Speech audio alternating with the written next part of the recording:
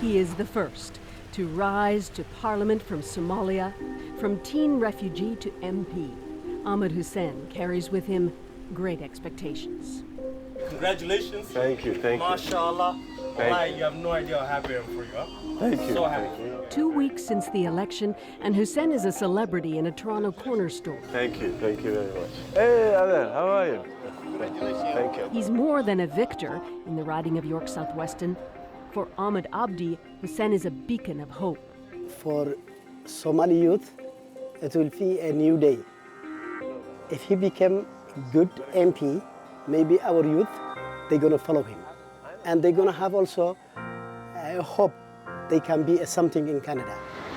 He was a long shot, didn't live in the riding, and he was pitted against a popular NDP incumbent. But Hussen's background resonated in a riding in the bottom 10th in Canada economically. We're happy for that. Thank you. What I can do for them is to be someone who's their champion, who fights very hard for them to access jobs, to bring economic opportunity here. As a boy, he lived in Mogadishu. As the civil war turned increasingly deadly, his family fled, first to Kenya. Then at 16, Hussen struck out for Canada as a refugee.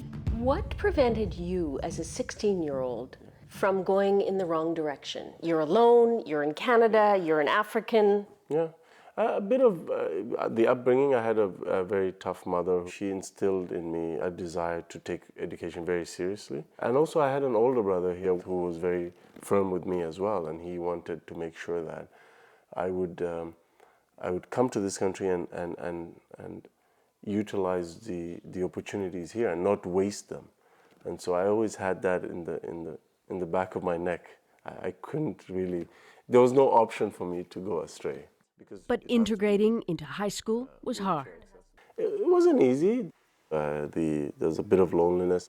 One of my saving graces was the high school track and field team and the cross country team. The coach and the team were very nice to me, and so I felt that I belonged somewhere, and that was my first group. This was the Toronto Star article talking about my work in Regent Park. 10 years later, Hussen was named in a list of young Toronto achievers going places. He'd found his activist spirit in the rundown, crime-ridden public housing project, Regent Park. My building and my apartment unit was terrible. It was coming apart. And I was frustrated by that. He was a leader in the community group which transformed the housing. His political career took off, working with soon-to-be Liberal Premier Dalton McGuinty. Then a dark period for his community. As head of the Somali Congress, he tried to mediate as dozens of young Somali immigrants were killed in a spate of violence, mostly in Alberta. Finally, Hussen decided to run for politics himself. And seen again as one to watch, Justin Trudeau boosted Hussen's support, visiting his riding in September. On election night, the Somali Canadian, with his wife wrapped in the flag, burst through. York Southwestern is Canada. We're a community of immigrants. We're a community who have been here since their birth. We're a community that have neighbors that are struggling to rise to the Canadian dream. The Canadian dream is his story. From public housing to the suburbs, from refugee to lawyer, a devoted father to 2 boys. His wife also came to Canada as a refugee at age 8. When he first came home and told me that he was thinking about running for the nomination and what I thought of it, I'm like, of course, you would be an amazing MP. For Ebian Farah, the election has been one big civics lesson. I didn't even know how one becomes a candidate, right? So I learned about the nomination, signing up members, getting people to be Liberal members. You excited? Yes, I'm very excited. Are you proud? I'm very proud of Ahmed. I'm also very proud of all the young people that worked so hard to make this happen. Now, like any new MP, he has to prove himself, set up a constituency office, hire staff. You have chaos, basically. You can see everything is everywhere. Already demands are piling up. Do you know what your budget is? No, I don't know what my budget. Do you have any money now? No, we don't have any. We don't have anything. No.